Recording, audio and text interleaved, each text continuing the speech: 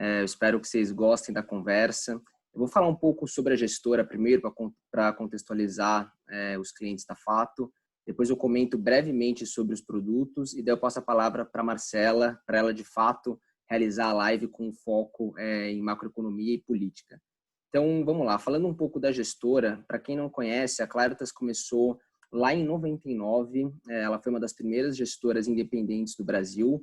A ideia, na ocasião, era muito simples. Era fazer um fundo de investimento multimercado fora do ambiente bancário. Então, a Claritas foi fundada por ex-sócios do Banco Matrix e, em 99, eles tiveram a ideia de fazer um fundo fora do ambiente de banco. Obviamente, desde então, a estrutura da gestora evoluiu bastante e hoje a Claritas é uma gestora multidisciplinar. Então, a gente tem mesas diferentes, cada uma com a sua especialidade.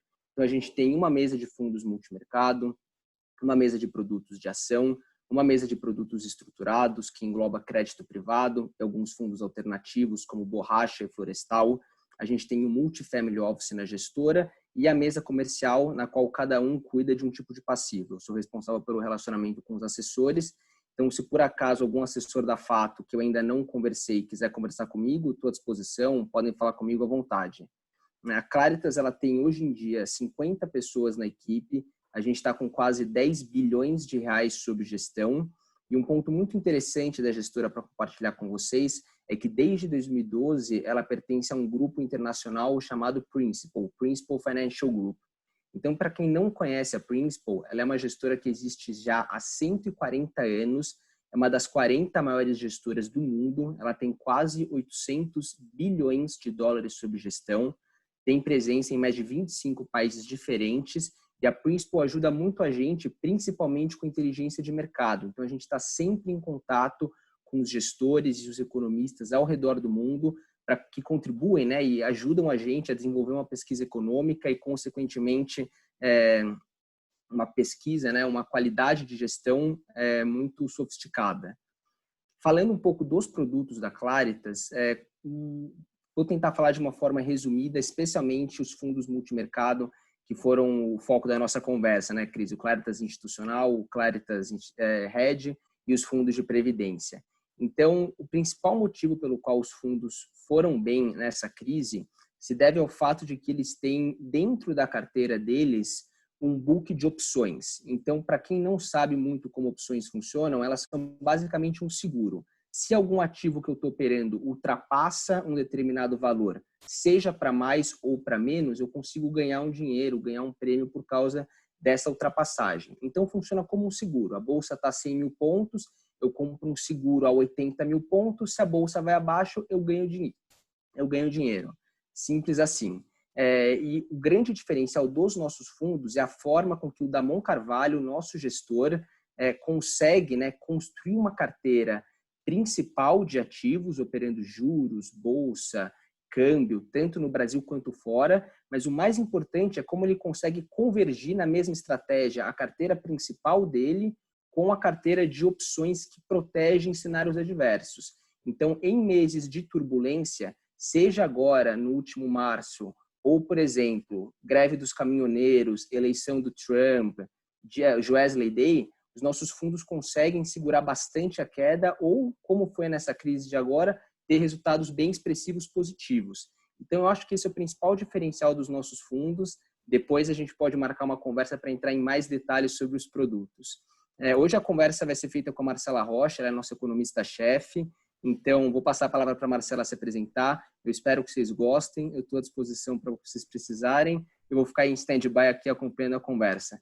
Cris, André, obrigado pela oportunidade. Passo a palavra para a Marcela. Obrigadão. Legal, obrigado, Gabriel. Marcela, por favor, se apresente. Só uma breve apresentação da Marcela. Ela é mestre em economia e desde 2013 ela é economista-chefe da Claritas, responsável pelas avaliações macroeconômicas nacionais e internacionais. Marcela, mais uma vez, boa tarde, agradecendo sua presença. A gente sabe que sua agenda é super concorrida, então já agradecemos esse tempinho que você direcionou aqui para os clientes da Fato. Conta um pouquinho para a gente, então, da sua história e do seu trabalho lá na Claritas e, na sequência, a gente entra com algumas perguntas, tá legal? Claro. Boa tarde, André. Boa tarde, Cris. Boa tarde a todos da Fato. Primeiramente, gostaria de agradecer o convite. A Cris falou da importância, né, de manter os nossos clientes informados, de passar informação, de trocar ideia. E para a gente da Claritas é uma oportunidade. A gente gostaria de agradecer porque a gente sempre quer estar próximo de vocês, próximo dos clientes, conversar sobre como está a nossa visão de cenário, o que nós temos feito nos fundos. Então, para a gente também é super importante esse canal de comunicação e eu espero que seja a primeira vez que a gente faça live, que a gente possa fazer mais vezes, a gente sempre está à disposição. E falando um pouquinho aí da minha história, o Gabriel e o André já comentaram, eu trabalho na Claritas como economista-chefe, eu já estou na Claritas há 7 anos, mas no mercado financeiro eu já tenho experiência de mais de 12 anos e eu sempre trabalhei na parte de gestão de investimentos. E qual que é o meu papel lá na Claritas? Como que o economista contribui para a empresa toda ter bons resultados e principalmente para conseguir organizar tantas informações assim. Lá na Claritas, a nossa equipe econômica tem o papel de atualizar projeções, então nós temos projeções de tudo, de Brasil, PIB, produção industrial, fiscal, inflação, todos os indicadores importantes, mas além de nós termos essas projeções e um cenário macro consolidado, um cenário macro organizado e coerente, nós temos um grande papel de auxiliar todas essas mesas que o Gabriel comentou. Nós temos esses fundos macro, mas nós também temos os fundos de ações, os fundos de crédito, de produtos estruturados, e o nosso papel é trazer muito subsídio para os gestores. Então, a gente busca organizar esse cenário, mas principalmente trazer atualizações sobre o que acontece em todos os países, o que acontece no mundo, o que acontece no campo da saúde agora, trazer balanço de riscos e fornecer para eles instrumentos e ferramentas para eles tomarem as melhores decisões. Eu acho que um grande diferencial da Claritas é como a nossa time lá, o nosso time de gestão, ele é super unido, porque todo mundo participa dessas decisões, todo mundo me auxilia na formação do cenário, todo mundo traz o seu próprio conhecimento. Então eu converso com gestores macros que têm uma visão muito forte de economia, de política, mas aí eu converso com o pessoal de bolsa, que me passa a visão setorial, me passa o que está conversando com as empresas, o pessoal de crédito também fornece informação, então é uma troca muito rica que nós temos lá, então é um processo macro super organizado, disciplinado, e é um processo que traz sinergia, que agrega todas as áreas da Claritas da melhor maneira possível. Maravilha, Marcela. Feitas as apresentações iniciais, a gente deixa à disposição dos nossos clientes. Aqui embaixo tem um botãozinho, Q&A, você clica e faz a sua pergunta, a gente vai ter um prazer em responder. Enquanto a gente não recebe perguntas, a gente elencou alguns temas para dar início a esse bate-papo, Marcela. Então, eu queria que você falasse um pouquinho sobre o cenário da economia, até um pouquinho antes do Covid e agora, durante a pandemia, como é que os mercados têm sido impactados, como é que você está enxergando todo esse cenário nesse contexto que a gente tem vivenciado.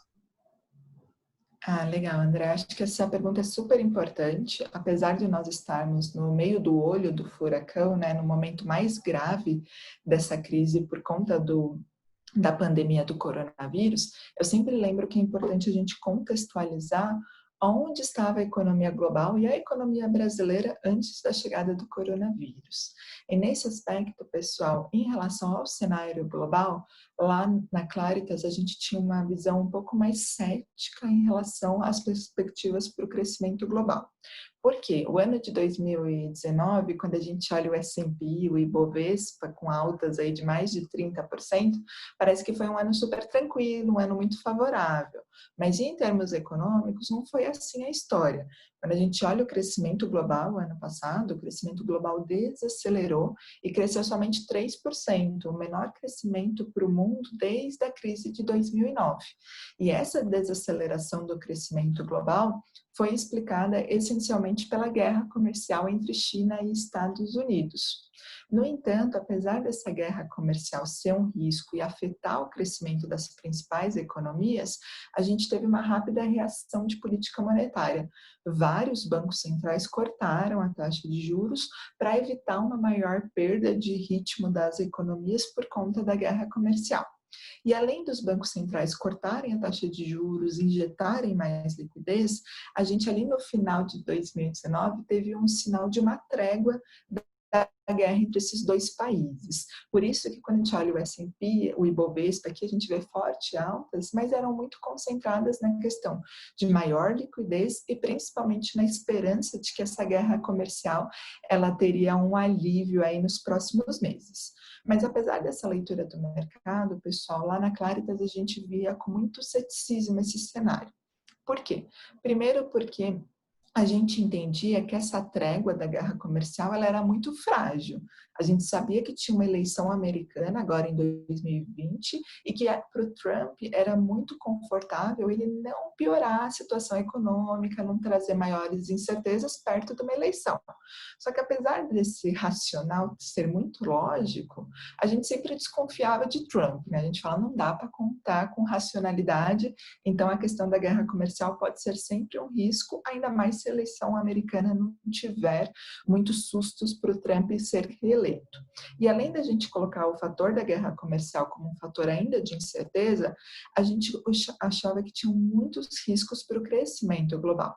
Porque o crescimento global ele já tinha desacelerado, só que havia a expectativa de uma recuperação muito calcada em estímulos monetários. E essa recuperação era principalmente de países emergentes, como o Brasil, África do Sul, Rússia, Índia e até mesmo Turquia. Para a gente era um cenário muito duvidoso, porque a gente achava que o estímulo monetário não teria tanto impacto assim e que era muito difícil os países emergentes conseguirem acelerar sem o resto do mundo apresentar um maior crescimento.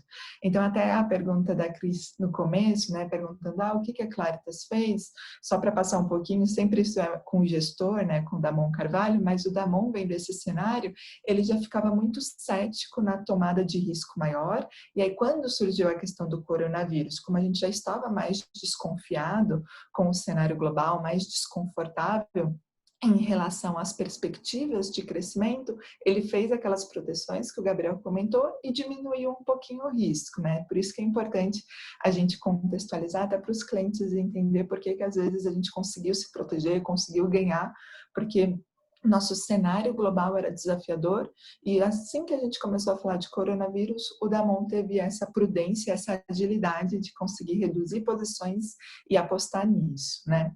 E aí, pessoal, eu falei muito do global, mas como que estava o Brasil, né? Sempre é bom a gente separar o mundo do Brasil, porque a gente está em outro ciclo, né? Enquanto para o mundo a gente tinha essa cautela, para o Brasil a gente tinha uma visão mais construtiva. Enquanto o mundo passava por um processo de desaceleração e de ter que lidar com choques, principalmente o da guerra comercial, para o Brasil a gente acreditava que as condições estavam colocadas para a economia acelerar. A gente achava que, além da inflação estar bem comportada, a aprovação da reforma da Previdência no ano passado viabilizava o crescimento ganhar atração. A gente achava que depois de 3 anos consecutivos com o PIB, infelizmente, crescendo só 1%, era possível o PIB acelerar para um patamar um pouquinho acima de 2%. Mas o mais importante na nossa visão não era o crescimento conseguindo destravar e ganhar atração. Era o nosso otimismo em relação aos arcabouços econômicos no Brasil muito bem consolidados. Porque com a reforma da Previdência, a gente tinha mais convicção de que uma agenda de reformas, e principalmente uma agenda de privatização, uma agenda para melhorar a produtividade, reduzir o custo do país, poderia ser implementada. E essa agenda nos trazia maior conforto de que o teto dos gastos seria cumprido e a dívida bruta iria reduzir. Então, que o nosso pilar fiscal estava garantido e esse pilar fiscal garantido possibilitava a inflação ficar bem comportada e a taxa de juros baixa. Então, a gente tinha uma dúvida em relação à velocidade do PIB, a gente não tinha aquela visão de um PIB crescendo mais de 3% ou nem 2,5%, a gente achava que ainda era um crescimento lento, mas apesar de ser um crescimento lento, era um cenário muito construtivo para o Brasil, por conta de todos esses pilares funcionando, tá? Mas aí, pessoal, chegou a pandemia do coronavírus, né? Então, é importante a gente ressaltar, a gente já tinha uma visão de crescimento global um pouco mais cética e para o Brasil o cenário era muito favorável, mas crescimento também não estava ganhando aquela velocidade, aquela tração que a gente imaginaria. E aí chegou o coronavírus na China, e só dele ficar ali na China naquele primeiro mês de janeiro, para a gente isso já foi uma mudança brutal em termos de perspectivas de cenário. Pelo lado global, a gente achava que mesmo o coronavírus só na China, no começo do ano, já era um fator negativo para a atividade global. Afinal, a China hoje representa 17% do PIB global e a China tem uma importância muito relevante na cadeia de produção desses outros países. Então, a gente teria uma disruptura na produção global. E para o Brasil, a gente também seria afetado. A China é nosso maior parceiro comercial, a China compra muitos produtos nossos de bens básicos, como commodities, e a China interfere nas condições financeiras. Então, ela interfere na nossa taxa de câmbio, ela interfere nas perspectivas de risco do país. Então, para a gente, aquilo já era um sinal de, poxa, o crescimento agora ficou mais difícil ainda. Mas, pessoal, o pior estava por vir, né? Porque a pandemia do coronavírus rapidamente se espalhou ali no nosso carnaval, chegou com força na Europa e no começo de março nos Estados Unidos e no final de março chegou em maior gravidade aí para América do Sul, com destaque para o Brasil. E, pessoal, essa crise causada pela pandemia do coronavírus, ela é uma crise diferente, né? A gente lá na Claritas fala, não é uma crise igual às últimas recessões que a gente teve.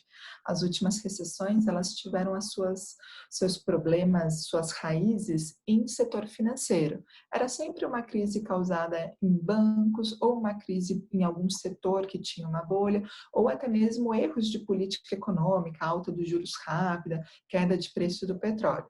Essa crise da pandemia do coronavírus era uma crise diferente, porque é uma crise que tem a sua raiz em saúde pública. E na falta de testes em massa, na falta de uma vacina, na falta de um remédio, a orientação geral, numa situação dessa, é paralisar as economias, é fechar as economias, todo mundo ficar em confinamento e isolamento. E por que isso é diferente, pessoal? Porque afeta a economia global de uma maneira muito rápida, muito severa. Afeta tanto a oferta, as empresas param de produzir, a gente para de ter serviços, e afeta a demanda, com todo mundo dentro de casa, todo mundo sem poder consumir, sem poder sair. A gente fala que se assemelha a uma crise como se fosse um desastre natural ou uma guerra mesmo, em que a economia fica toda paralisada. Mas além de ser similar a uma guerra, a diferença é que é uma guerra que o mundo todo contra o coronavírus. Então, a gente nunca teve um evento que mais da metade da população global simplesmente paralisou. E isso, pessoal, leva a uma queda muito forte do PIB global esse ano. A estimativa, com as primeiras informações que nós temos, é que o PIB global esse ano deve cair cerca de 2%.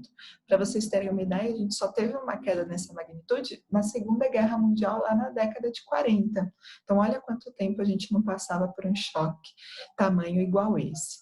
E essa guerra, né, contra o coronavírus, além dela fazer com que todo mundo ficasse em confinamento, ficasse em isolamento para combater o vírus, ela levou uma rápida resposta pelas autoridades e pelos bancos centrais.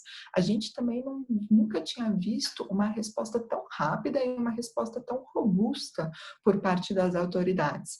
Quando a gente vê taxas de juros, pessoal, mais de 25 países cortando taxas de juros próximas a zero, e além de cortar em taxa de juros, ampliando balanços, dando liquidez para os bancos, comprando ativos e falando, olha, vamos fazer o que for necessário para ajudar as empresas, para trazer liquidez e para manter o funcionamento da economia. Só que além dos bancos centrais, a gente viu os governos colocando muito dinheiro nas suas economias. Como é uma disrupção econômica, pessoal, a gente está falando que o mundo paralisou, então as empresas ficam sem receita, a população fica sem receber salário, tem aumento do desemprego, tem dificuldade de levantar caixa, de levantar linhas de crédito. A gente precisa do governo fazendo uma ponte, tanto com as famílias como com as empresas, para tentar fazer com que todo mundo sobreviva ou consiga ganhar tempo durante essa crise. E, pessoal, o tamanho da injeção fiscal que foi colocado nesses últimos meses também é gigantesco. A gente tem mais de 25 países fazendo pacotes fiscais e quando a gente soma o tamanho dessas medidas, a gente já fala de mais de 3,5% do PIB global. Mas aí a pergunta é que o André me fez, onde que nós estamos nisso tudo, né, pessoal? Então, essa fase que eu comentei com vocês, a gente chama da primeira fase dessa grande crise, que a gente chama do grande confinamento, né? Até o FMI fala que é o grande lockdown global. Só que ainda bem que nas últimas semanas, a gente já está conseguindo passar dessa fase 1, que é essa fase do mundo fechado, do mundo desligado da tomada, para a gente discutir a segunda fase dessa crise que a gente chama da transição. Essa segunda fase dessa crise da pandemia do coronavírus, pessoal, ela fica concentrada principalmente na questão da reabertura econômica, porque o custo econômico de tudo isso era para salvar vidas e para não sobrecarregar os hospitais para a gente conseguir lidar, conviver com o coronavírus. E isso teve um efeito positivo. Na Europa, nos Estados Unidos, quando a gente vê aquelas curvas, elas foram achatadas. E com essas curvas desacelerando, esses governos começam a reabrir. Não tem um plano elaborado sobre como que reabre uma economia, mas cada país está fazendo os seus próprios experimentos. Tem países que voltam com as aulas, tem países que voltam mais com a construção, com serviços, e cada um vai tateando. Mas essa segunda fase, pessoal, já nos dá vários sinais de que a transição, que a volta à normalidade do mundo, ela não é rápida. A gente desligou o mundo da tomada, mas agora a gente não consegue apertar o interruptor e voltar tudo ao normal. O mundo ele vai passar por uma transformação. Primeiro que a gente ainda não tem essa vacina, a gente ainda não tem esse remédio, esse antiviral para o coronavírus. Então a gente vai ter que aprender a conviver com o coronavírus. E aprender a conviver com o coronavírus leva a mudanças de comportamento, tanto das empresas como das famílias e dos consumidores. As pessoas ainda vão estar muito céticas em sair para a rua, ir para aglomerações, ir para shoppings e ainda vão preferir ficar dentro de casa, usar a internet, fazer compras pela internet. As empresas vão adotar essas políticas de home office com mais frequência, as empresas vão mudar a sua forma de investimento. Mas além da mudança comportamental, infelizmente, a gente não pode esquecer os danos. Essa paralisia por mais de 2 meses da economia global, infelizmente, ela deixa sequelas, né? A gente vai ter um aumento da taxa de desemprego em grande parte dos países e, infelizmente, algumas empresas não vão conseguir sobreviver, mesmo com toda essa ajuda de governo e mesmo com toda a ajuda de Banco Central.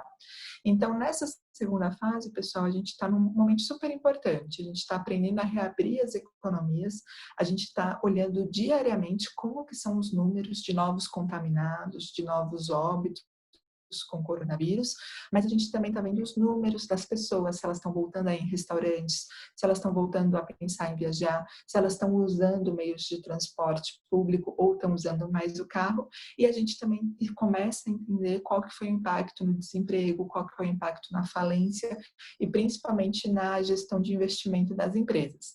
Então, é um mundo desafiador, André e Cris. A gente está num momento super importante, como eu comentei, a gente está no olho do furacão, tentando digerir ainda o que é essa crise do coronavírus, mas a fase que a gente está, na nossa opinião, ela já vai trazer várias respostas. A gente já vai conseguir entender um pouquinho melhor o que é um mundo pós-coronavírus.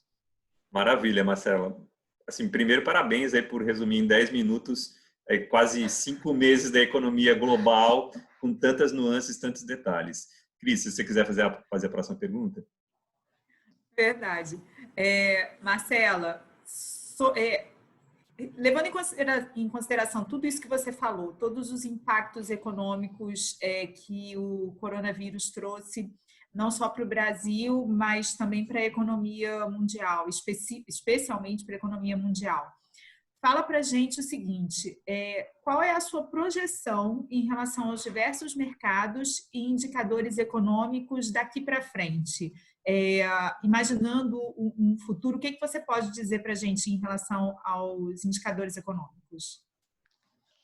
Legal, Cris. Acho que essa pergunta é essencial, porque como nós estamos conseguindo sair daquela fase 1 e ir para essa fase 2, A gente, economistas, né, finalmente conseguimos tentar projetar, pessoal, porque os últimos meses foram uma loucura, né? A gente tentava atualizar uma planilha, a gente já tinha informações novas, via quedas mais fortes, era difícil a gente traçar um cenário. Então, com essa fase 2 se estabilizando, a gente conseguindo ver o controle dessas curvas, conseguindo mensurar o que é um mês da economia global paralisada, a gente consegue ter melhores projeções aí em termos de crescimento global e dos países. Aí, para as nossas estimativas, Cris, o crescimento do PIB mundial, a gente espera uma queda de 2%, e pelo nosso balanço, poucos países vão evitar uma contração do PIB. Os países que vão evitar uma queda do PIB são a China e a Índia, basicamente. Mas são países que crescem a mais de 6%. Então, a China, esse ano, a gente espera que cresça 1,5%. Só a China cresceu 1,5%, para ela é uma recessão. Apesar de ela não ter uma queda do seu PIB, isso é uma desaceleração muito abrupta. Já a Índia deve crescer 3,5%. Mas quando a gente olha para Estados Unidos, zona do euro, Japão, Reino Unido, são contrações muito fortes. A gente fala de Estados Unidos caindo 4,5%, zona do euro caindo 6,5%, Japão 5% e Reino Unido caindo 7%. Esse tombo da economia, hoje, quando a gente pensa em mercados, Cris, digamos que ele já está bem digerido, né? Hoje o mercado já consegue afirmar que esse tombo será grande, que essa recessão será grave e, como eu comentei, será a maior queda lá desde a Segunda Guerra Mundial. Mas o que não está claro nos preços dos ativos e muito menos nas expectativas ainda é o que acontece para sair do buraco, né? Qual vai ser a velocidade de recuperação, que é aquela pergunta que sempre fazem, né? Vai ser uma recuperação em V, em U, ou vai ser uma recuperação em L? Tem até agora o símbolo da Nike, né? Tem várias letras aí, vários símbolos que estão me falando de recuperação. E acho que essa é a pergunta mais importante quando a gente pensa nos preços dos ativos. E nesse aspecto, Cris, a gente tem uma visão um pouco mais cautelosa também. Como a gente sempre coloca, né? A nossa premissa básica é que essa vacina do coronavírus, infelizmente, ela vai demorar um pouco para sair.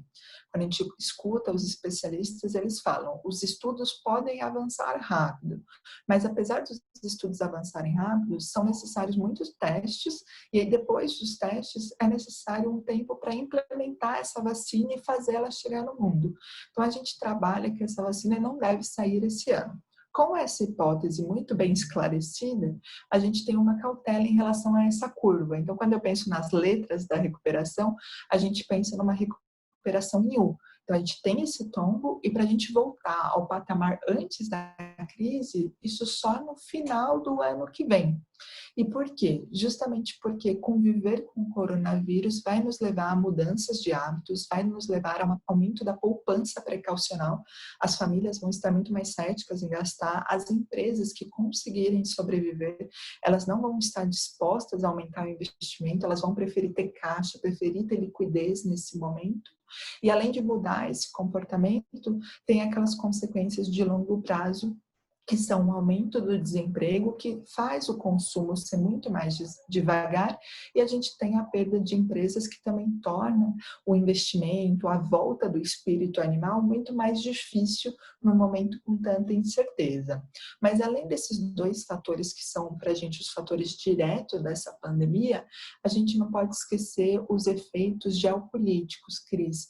Na nossa opinião, essa pandemia do coronavírus, ela também faz voltar com força aquele cenário da guerra comercial.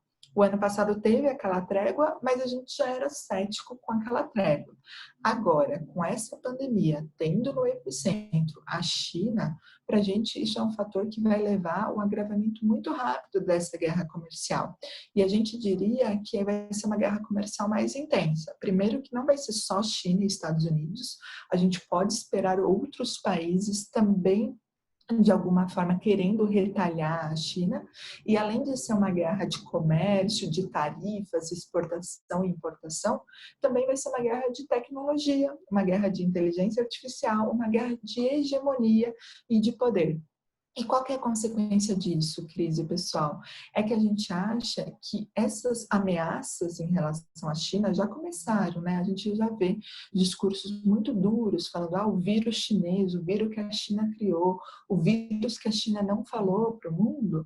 Na nossa opinião, isso vai levar não só a ameaça de tarifas, que já é um detrator de crescimento, mas também a um processo de diminuir a globalização. Os países não vão querer ficar tão dependentes da China. Os países perceberam com essa pandemia que a cadeia de produção deles está muito dependente da China, que eles importam muito da China e que tem muitas multinacionais lá na China que dependem do que acontece lá. E isso, na nossa opinião, vai fazer ter um processo de redução da globalização. Muitos países vão incentivar as suas empresas a voltarem para a produção doméstica, muitos países vão fazer com que as empresas não deixem lucro nos outros países, voltem para o lucro interno. Muitos países vão fazer políticas para evitar um aumento da imigração, para proteger o emprego doméstico, e tudo isso, na nossa opinião, também dificulta o crescimento. Então, quando eu penso nos ativos, Cris, eu penso sempre nesse cenário econômico desafiador. É um cenário que a gente ainda tem que lidar, conviver com o coronavírus, descobrir como que é uma economia global reaberta para o coronavírus, e além da gente descobrir como é uma economia com o coronavírus, a gente não pode esquecer as consequências de médio e de longo prazo em relação a essa pandemia. Isso falando do global, né? Desculpa te interromper, mas é que você falou num assunto que eu acho bastante relevante, então eu queria meio que fazer um bate-papo com você em relação a isso. Primeiro, em relação ao Trump, a gente já viu nessa última semana que ele já começou a falar vírus chinês, retaliação, diminuir a relação comercial com a China. De fato, a gente já viu que isso aconteceu. Mas em relação à produção mundial extremamente concentrada na China, eu queria só bater um papo com você em relação a isso. Talvez não seria o caso de a gente estar se encaminhando para uma espécie de desconcentração da China como a grande exportadora do mundo. Mas talvez isso não poderia vir a abrir possibilidades, até mesmo em outros países que hoje não são países prioritariamente produtores, prioritariamente exportadores. Será que as grandes empresas elas não vão acabar procurando, talvez até em países em desenvolvimento, essa mão de obra não tão cara, esses meios de produção talvez não tão caros? Então, será que isso não vai acabar sendo uma disseminação de produção para outros países que hoje não são os países prioritariamente produtores de produtos finais ou de produtos tecnológicos? Então, talvez isso não seria uma globalização de produção, uma disseminação? Bem legal essa pergunta, Cris, porque eu acho que a gente vai ter que pensar muito nisso. E quando eu penso nesse efeito que você comenta, eu sempre tento pensar na diferenciação dos países, que aí eu acho que vai ficar muito claro.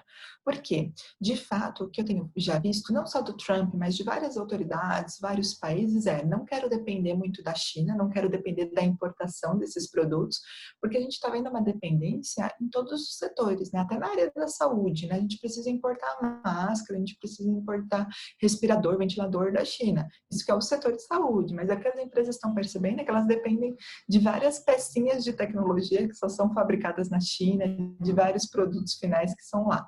E eles não gostaram dessa dependência. E aí, como você bem comentou, poxa, poderia ser uma oportunidade de fazer essa produção doméstica, fazer essa produção local, Cris.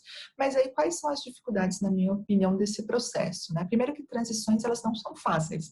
Elas levam a muito custos, né? Então, você vai ter muitos custos de conseguir trazer essas produções locais, e esses custos, como um desses que você comentou, é mão de obra.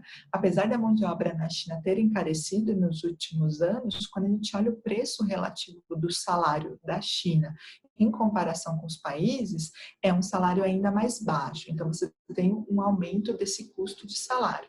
Além de você ter aumento desse custo de salário, por mais que você queira voltar à sua produção final internamente, toda essa globalização ao longo dos últimos anos levou a uma grande dependência global. Tem um estudo do Banco Mundial que fala que a média de importação de produtos industriais, produtos finais, é 55% que é importado de algum lugar.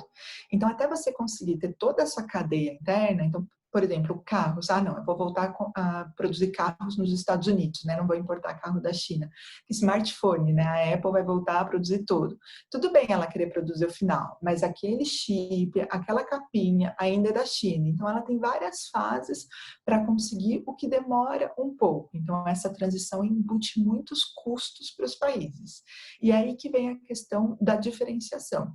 Então, eu acho que seria uma oportunidade para os países que tenham uma situação fiscal melhor e tem uma situação de dar incentivos para suas empresas fazerem isso com maior rapidez, então você já exclui alguns países dessa história toda. E além de você ter um incentivo fiscal, tem a questão do know-how, do conhecimento, da educação sobre aquela produção. Por mais que você queira retomar para o seu país, você não tem aquela expertise, você não tem aquele conhecimento. Então, na verdade, você pode ter até uma perda de eficiência, perda de produtividade, se você parar de importar e tentar fazer algo que você não está acostumado, que não é usual. Então, você tem uma curva de aprendizado enquanto você tenta fazer essa troca. Por isso que é muito perigoso, né? Um processo que você quer depender menos da China, você quer trazer para o seu país, mas você precisa de espaço, estímulo para trazer as empresas e você precisa do conhecimento para conseguir suplementar aquela produção. Quando eu penso nos países, eu vejo que, por exemplo, os Estados Unidos conseguem, sim, de fato, acelerar algumas retomadas de empresas para lá. Ele consegue tanto incentivar as empresas a voltarem, como ele consegue substituir toda a cadeia desses produtos. Na Europa, uma Alemanha consegue, agora um Reino Unido também, agora países igual Espanha, igual Itália, esses não conseguem ter esse conhecimento, assim como os países da América do Sul também não têm. Então, acho que é um debate super legal, eu acho que é um debate que já começou, a gente já vê manifestações aí claras dos países querendo incentivar a produção doméstica, querendo depender menos, mas eu acho que a curva de aprendizado demora um pouco, o que leva esse custo econômico, a gente pode ter aumento de salários, até um fator para pressão inflacionária, né, pensando em riscos de longo prazo, e a gente tem essa diferenciação de países que podem se dar ao luxo de tentar essas medidas e os países que vão demorar muitos anos para conseguir depender menos da China. Muito bem. Maravilha, Marcela. Quer completar alguma coisa, Cris? Tranquilo. Legal. Marcela, tem até uma pergunta aqui de um dos nossos participantes que fala sobre a questão das reformas, né? O Brasil vinha tocando algumas reformas, trabalhista, previdenciária aprovadas, e depois tinha uma série de outras reformas na pauta que, nesse momento, ficaram um pouco prejudicadas e tudo mais, especialmente a reforma fiscal. E aí, sem querer entrar em aspectos políticos, mas entrando de leve em aspectos políticos, essa eventual aproximação do Bolsonaro com o Centrão pode gerar impactos ainda mais intensos na nossa política fiscal, né? Com gastos acima do esperados em virtude do coronavírus. Como é que você vê isso e os impactos na Bolsa e no dólar com essa alteração da nossa relação dívida-PIB, especialmente se a gente não tiver um avanço muito positivo nas reformas? E aí também a pergunta, você acha que esse ano a gente consegue ter algumas reformas, especialmente a fiscal, aprovadas no Congresso? André, muito obrigada pela pergunta, por quem fez a pergunta, porque esse é o cerne da nossa preocupação com o Brasil. Então, eu estou falando muito de mundo, pessoal, para a gente ver que a crise que a gente passa do coronavírus é uma crise global. Só que quando eu vou falar de Brasil, igual eu fiz a separação no começo do nosso cenário construtivo, eu tenho que pensar em Brasil diferente, porque além do Brasil ter que lidar com o coronavírus, além do Brasil ter que lidar com esse plano de reabertura, com todos esses riscos globais, a gente tem a nossa peculiaridade, que é a situação fiscal e a situação política. O que a gente viu nos últimos 2 meses, André e pessoal, foi que o Brasil ele não passa só por uma crise de saúde, mas ele também passa por uma crise econômica grave e ele também passa por uma crise política. Por quê, André? Na nossa opinião, o Brasil, por ele ter feito todas essas reformas que foi comentada agora há pouco, o Brasil ele teve a oportunidade de também reagir a essa pandemia do coronavírus. Poxa, mesmo o Brasil tendo uma dívida bruta alta, como a gente tem o teto dos gastos, como a gente tem o compromisso com as reformas, o Brasil, além de cortar a taxa de juros, além do Banco Central injetar muita liquidez, a gente também anunciou um pacote fiscal importante para ajudar.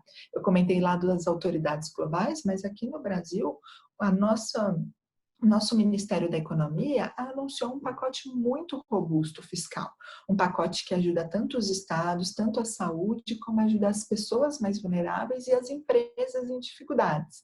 E na nossa visão, pessoal, esse pacote ele era necessário e ele vai na direção certa.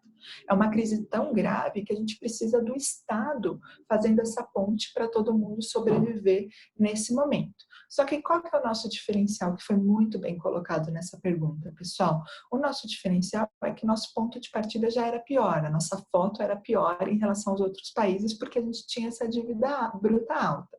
E além do nosso ponto de partida ser pior, os ruídos políticos, que infelizmente a gente não gosta de tratar muito em detalhe, mas o pessoal lá na Claritas brinca, né, que nos últimos anos no Brasil, eu saí de economista para analista político, porque o político dominou o nosso cenário econômico, né? Então sempre o político acaba afetando a forma que a gente vê o cenário. E durante esse período da pandemia, então a gente contratou um aumento muito grande do impulso fiscal. Aqui só no Brasil a gente está gastando 5% do PIB com essas medidas para ajudar a economia e com isso a nossa dívida bruta vai para 85%.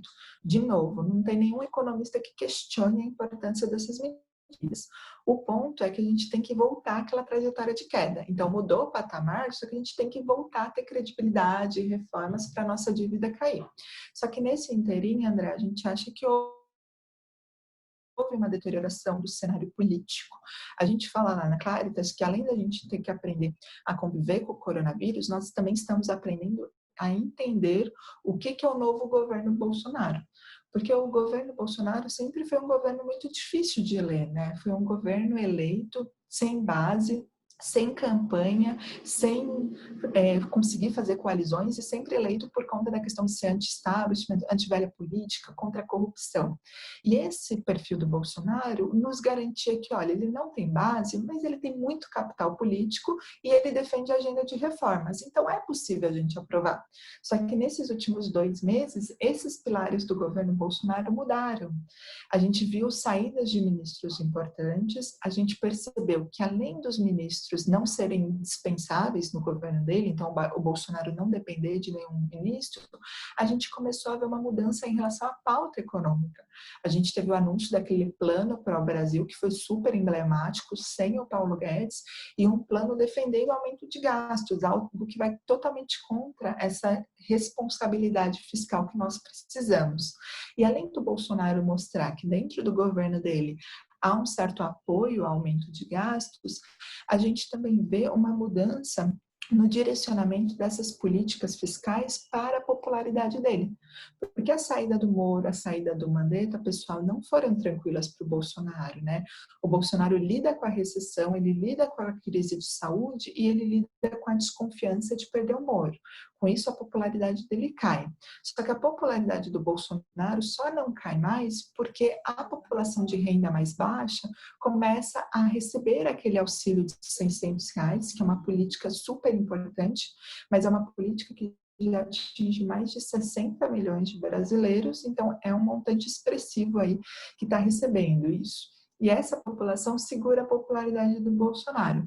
E essa população segurando a popularidade do Bolsonaro nos faz questionar como que vai ser esse novo governo. Ele não tem mais Moro, ele não tem Mandetta, ele desconfia da política do Paulo Guedes e, ao mesmo tempo, o que evita uma maior queda de popularidade dele é a população de renda mais baixa. Como fazer agenda de reformas? Como aprovar medidas que reduzam o gasto nesse cenário? E para completar, a gente não pode esquecer os riscos políticos, né? Porque o Moro ele não saiu tranquilo, né? O Moro saiu fazendo acusações muito graves que estão sendo investigadas. Então tem sempre um risco político embutido de continuidade do Bolsonaro. O que eu quero dizer com tudo isso, pessoal? Que o governo Bolsonaro está mudando, a gente ainda está tentando entender, acho que nem ele sabe como vai ser esse novo equilíbrio dele, mas quando a gente olha essas variáveis de menor apoio, de apoiando políticas que aumentam os gastos, da política do Paulo Guedes se enfraquecendo de alguma maneira, e principalmente para ele sobreviver, ele negociando com o Centrão, que era outro pilar da popularidade dele, que era outro pilar do governo dele, a gente acha que a chance de reformas a serem aprovadas diminui muito. A gente lá na Claritas fala que a gente ainda não consegue pensar em reformas, porque eu brinco com o pessoal que agora a gente tem que torcer para o Paulo Guedes ele conseguir ser um bom goleiro. O Paulo Guedes defender todas as pautas bombas, todas as ideias erradas que vão chegando. Porque em momento de crise, em momento de presidente enfraquecido, o pessoal tem muito oportunismo, tem muita tentação em quererem usar isso para gastar mais, para ajudar quem não precisa, para ajudar estados, para ajudar setores que já têm subsídios. Então, lá na Claritas, a gente fala, a gente primeiro tem que ter convicção antes de pensar em reforma, que o Paulo Guedes vai conseguir atuar como esse goleiro, que a gente vai conseguir evitar esse oportunismo, que a gente não vai cair na tentação de aumentar os nossos gastos ainda mais e colocar o teto dos gastos em xeque, tá? E como a gente ainda está tentando ver se o Paulo Guedes é um bom defensor, se o Paulo Guedes segura toda essa pressão, o cenário de reformas para a gente ele está bem distante, tá? A gente acha que esse ano reformas importantes não são aprovadas. A reforma tributária deve voltar forte nas negociações, mas é uma reforma tributária voltada para a recuperação, que é a história de desonerar as empresas e principalmente até criar um novo imposto para compensar. Então não é uma reforma ainda que consegue nos falar de sustentabilidade fiscal. E aí para o ano que vem nem se fala, né? O ano que vem é eleição da Câmara, a gente não sabe quem vai substituir o Rodrigo Maia, mas eu vejo que todos os nomes hoje, nenhum é tão coordenado com a agenda do Paulo Guedes igual é o Rodrigo Maia. E além da gente ter eleição do Maia, a gente vai estar mais perto de eleição, porque parece que o Brasil, a eleição é semana que vem, né? Parece que 2022 está ali. Então, a gente coloca isso tudo como risco. E aí, como impacto em preços, é uma ótima pergunta, porque a gente tem visto que, apesar do Brasil ele ter demorado mais para ter a pandemia, apesar do Brasil ter conseguido cortar a taxa de juros, inflação bem comportada, pessoal, quando a gente olha a performance da nossa bolsa, quando a gente olha o nosso real, eles tiveram desempenhos bem piores do que a média de emergentes. A taxa de câmbio esse ano desvaloriza 40%, ela desvaloriza muito mais do que outras moedas. A bolsa em dólar cai muito mais do que outras bolsas. E fora isso, a gente também tem uma pressão nas curvas de juros no mercado futuro. Apesar da Selic estar em 3%, a expectativa é de aumentos nos próximos anos. E na nossa avaliação, André, tudo isso está relacionado ao risco fiscal. A gente acha que enquanto não tiver essa clareza de que, olha, todo esse estímulo vai ficar restrito ao ano de 2020 e à pandemia, isso não vai ser prolongado. O teto dos gastos continua, o Paulo Guedes está forte e a gente vai trabalhar por reformas. Enquanto a gente não tiver isso, André, na nossa visão, o Brasil não consegue voltar aos patamares antes, então os níveis da bolsa, o nível da taxa de câmbio ficam muito difíceis e além da gente não voltar para aqueles níveis, a gente também continua tendo uma performance pior do que o restante dos países, né? Porque para as economias emergentes, esse cenário todo que eu coloquei é um cenário desafiador, mas o que está acontecendo com o Brasil é que ele está sendo pior do que o restante por conta dessa dúvida. Então, eu acho que a sua pergunta, ela toca no ponto-chave do nosso cenário, e o ponto-chave é que a gente está preocupado com o Brasil, a gente está preocupado nessa curva U, para o mundo já é U, para o Brasil parece que é um pouco mais lento ainda. E além da curva de crescimento, é a questão de tudo que a gente conquistou, né? Que a gente conquistou inflação baixa, juros baixos, a gente conquistou essa credibilidade por conta do fiscal. Então, acho que esses próximos 2 meses, eu falo lá na Claritas, que vão ser o teste de maturidade do Brasil. O Brasil, nesses 2 meses, ele vai ter que entregar toda a responsabilidade que ele prometeu e ele não vai poder levar essa goleada, né? A gente vai ter que segurar essa pauta para a gente conseguir voltar à nossa rota aí de crescimento. Certo, Marcela. E pegando justamente o gancho nisso que você acabou de falar para a gente, a minha próxima pergunta para você é Selic 2020. Mas a Selic, a gente sabe que já tem uma certa projeção, não deve causar grandes espantos no mercado. Eu acho que o grande X da questão da gente agora é a questão da inflação. Porque, por um lado, a gente tem uma Selic menor, Por outro, a gente tem o quê? Uma inflação onde você tem parâmetros diferentes para ela, no sentido de que o dólar puxa a inflação para alta, porque a gente provavelmente vai conviver com um dólar mais caro durante algum tempo, até mesmo em consequência de uma Selic tão baixa. Por outro lado, a gente tem aquilo que você comentou no início, um consumo totalmente contraído, porque as famílias, a gente percebe, até mesmo conversando com os nossos clientes, que eles estão mais conservadores na hora de fazer um gasto que talvez não seja tão necessário, de contrair uma dívida, de trocar de carro, de comprar um imóvel, porque as pessoas estão evitando tomar decisões que as afetem no longo prazo, e isso é virtude de todas as incertezas que o coronavírus trouxe para a nossa família e para a nossa economia, né? Então, o que você diz para a gente em relação à Selic e em relação à inflação? Legal, Cris. Acho que é super importante a Selic, porque eu também gosto de separar em dois aspectos, né? Eu falo sempre que tem o livro-texto do Banco Central e o livro-texto do Banco Central é a inflação, que é a meta dele. E aí, quando a gente vai olhar a inflação, como você muito bem pontuou, Cris, os primeiros dados de Brasil de inflação nessa pandemia nos mostram que, apesar do real depreciar 40% no ano, isso não chegou nos preços, porque o fator demanda, o fator fraqueza da atividade, paralisia da atividade, predominou. Então, quando a gente olha até produtos importados, como eletrodomésticos, preços de carros, tudo que é industrial, até mesmo o vestuário, isso tudo apresentou deflação nos últimos meses, porque a demanda retraiu muito. Então, a gente ainda não vê esse repasse do câmbio.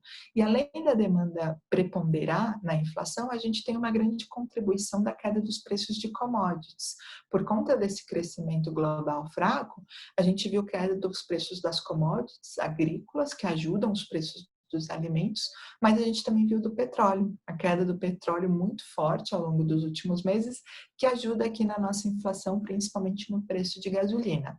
Então, com tudo isso, Cris, a gente vê uma inflação esse ano de 2%, que é abaixo do piso da meta do Banco Central, e a gente vê essa inflação até com riscos mais baixos, dependendo da queda da gasolina e dependendo dessa fraqueza da atividade doméstica. Então, quando a gente olha o livro-texto, fala, poxa, o Banco Central ele tem espaço para reduzir, e a gente acha que ele reduz para 2,25. Só que agora, pessoal, a próxima reunião é em junho. Então, chegando ali em junho, ele corta para 2,25, só que ele não começa a olhar só para 2020, ele já tem que olhar para 2021, que é a meta importante para ele nesse momento. E aí, para 2021, Cris, o cenário de inflação, ele ainda é confortável. A nossa projeção é de 3,5, sendo que a meta é 3,75. Então, pelo livro-texto do Banco Central, ele pode manter esse 2,25 até o final do ano que vem, tranquilamente. Só que, além do Banco Central olhar as projeções de inflação, ele tem que olhar o balanço de riscos. Qual que é o risco dessas projeções?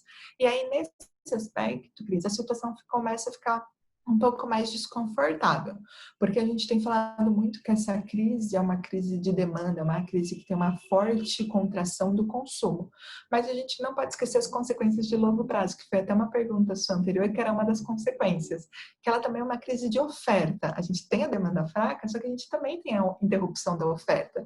Algumas empresas não vão sobreviver e algumas empresas, para sobreviverem, talvez vão ter que ter aumento de custos. A gente falou agora da nacionalização da produção, que poderia ter aumento de salários, mas são vários outros custos, né? Eu sempre gosto de um exemplo que a economista do FMI deu, né? Por exemplo, um restaurante. Para ele voltar a operar, ele não vai poder operar com 100% das mesas lotadas, porque vai ter que ter um distanciamento ali das mesas, para as pessoas se sentirem confiáveis. Só que o custo daquele restaurante, o custo daquele aluguel, o custo de pagar os funcionários vai ser o mesmo, e ele vai ter uma receita menor. Então, ele pode repassar para preços, né? Isso não só para restaurantes, pessoal. Várias empresas vão ter que talvez aumentar os seus preços para conseguirem lidar com essas mudanças. A gente já veio falar de passagem aérea, a gente já veio falar de setores de serviços que podem aumentar. Então, tem esse lado da inflação que a gente tem que ficar de olho, porque poderia ser uma surpresa nos próximos meses. Mas, além da inflação pelo lado da oferta, a maior preocupação aqui no Brasil é o fiscal, né? A gente, economista, fica meio chato que a gente fica toda hora falando disso, mas é que é muito importante mesmo, pessoal, porque para o Banco Central, como eu comentei, as expectativas elas estão abaixo da meta para o ano que vem. Só que essas expectativas de inflação, elas estão ancoradas ancoradas no teto dos gastos e na redução da dívida. Então, vamos supor que nesses meses que a gente comentou que são os meses mais importantes para o Brasil ter uma resposta fiscal, a gente não tem esse comprometimento. Essas expectativas, elas começam a desancorar, elas começam a piorar, e isso poderia mudar o plano do Banco Central. Então, eu digo, Cris, que a nossa projeção para a inflação hoje ela está muito confortável e a Selic indo para 2,25 e permanecendo nesse patamar pelo menos até o final do ano que vem. Um cenário super favorável. Mas temos essa premissa de que a inflação não sobe por conta desses choques de oferta, mas principalmente responsabilidade fiscal. O Banco Central tem sido muito enfático nisso, acho que vai continuar sempre nos lembrando desse risco de reformas, risco fiscal, porque ele sabe que se tiver dúvidas a respeito disso, as expectativas podem subir e ele tem que aumentar a Selic antes do esperado e aumentar a Selic até mais do que projetado. Muito bem, Marcela. Você comentou, né, Selic a 2,25, inflação teoricamente sob controle, mas pode ter algum crescimento. Então, o nosso investidor ali da renda fixa que está ainda buscando pós-CDI, conservadorismo, vai ter que sair da cadeira e buscar uma boa diversificação de investimentos para ter um ganho no longo prazo, né? Acho que isso é inegável, né? É verdade. Os juros baixos já estava trazendo essa mudança estrutural, né, André? E acho que essa última crise que nós tivemos aqui da pandemia mostra a importância da diversificação, tem que buscar mais risco e tem que ter um portfólio bem diversificado para todos esses cenários aí. Exato. Eu queria comentar, Marcela, a gente durante a quarentena, isolamento, a gente percebeu uma mudança da população em termos de usar a tecnologia no sentido de compras online, até pessoas mais idosas usando meios eletrônicos de se comunicar, acessar bancos e mercados e tudo mais. E aí a pergunta é nesse sentido, como é que você imagina o que isso vai trazer de mudanças positivas aí para toda a sociedade, em termos das empresas mais eficientes, o próprio trabalho em home office e tudo mais, que pode trazer até redução de custos em algum momento? E que setores você imagina que possam sair da crise mais rápido? Ah, legal. Acho super importante essa pergunta, André, porque a gente está vivendo uma transformação que todo mundo achou que ia demorar anos, né? Era sempre um cenário de longo prazo, a tecnologia vai mudar. Chegou e chegou avassalador, porque todo mundo tem que se adaptar muito rápido. Mas eu acho que algumas consequências vieram para ficar. Eu acho que por parte das empresas caíram muitas incertezas a respeito do trabalho home office, né? Havia muita dúvida se teria produtividade, se era possível conseguir manter o mesmo fluxo de trabalho, o mesmo tamanho das demandas trabalhando de home office. Acho que a gente já teve respostas importantes, porque todos os setores se adaptaram a isso, e acho que a consequência não é que a gente vai ter o home office todos os dias da semana, mas eu acho que vai trazer mais flexibilidade para as empresas e principalmente redução de custos com viagens, né? Por exemplo, aqui a gente está falando com pessoas de vários estados, a gente poderia fez isso em 1 hora, a gente deixou de gastar uma passagem, a gente deixou de conseguir locomover todo mundo no mesmo período, bater agendas. Então, você tem uma mudança importante aí em redução de custos e aumento de produtividade, porque a questão do home office, ela também tem vários estudos de consultorias já mostrando que há um aumento da produtividade do trabalhador. Porque aquele dia que o trabalhador ele não precisa pegar trânsito, ele consegue, de alguma forma, compartilhar sua vida, estar em casa, ver os filhos, ver a família. Então, ele também se sente agradecido por ter essa política de home office. Então, você tem um ganho de custos e você tem uma ganho de produtividade do trabalhador.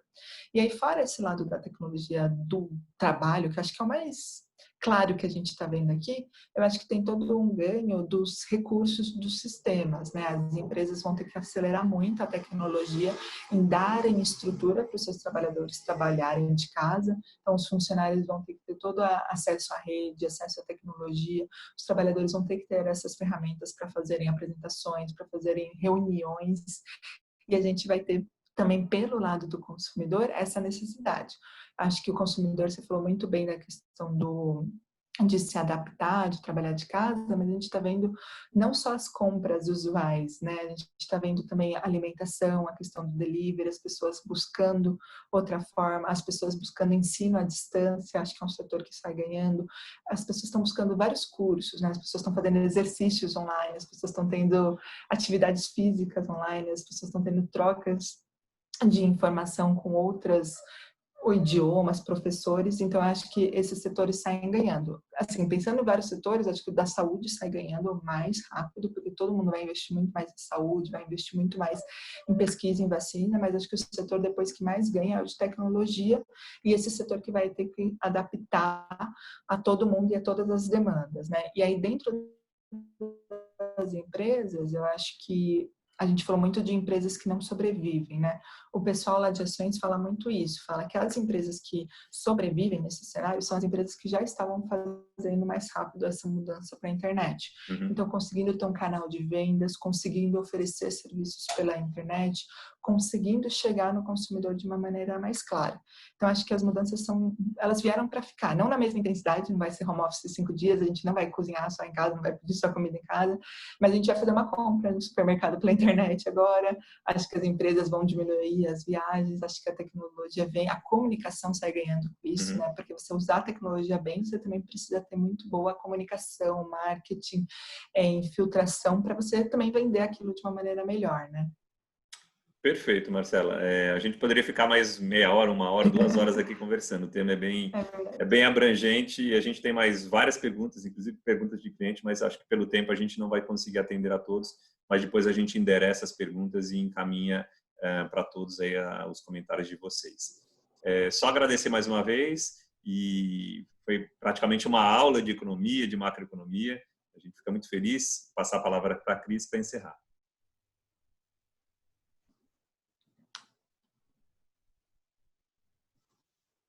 Tá mudo, Cris. Oi.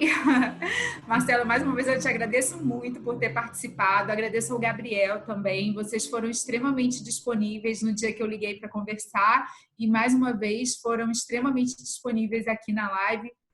A gente adorou, a gente quer realmente que essa seja a primeira de muitas, que é manter o caminho, a conversa aberta com vocês, porque, volto a frisar, a Claritas foi uma casa que fez e está fazendo a diferença durante toda essa crise global, e é sempre bom a gente estar próximo de quem está fazendo diferente, de quem está conseguindo sair vencedor num cenário tão desafiador quanto esse agora.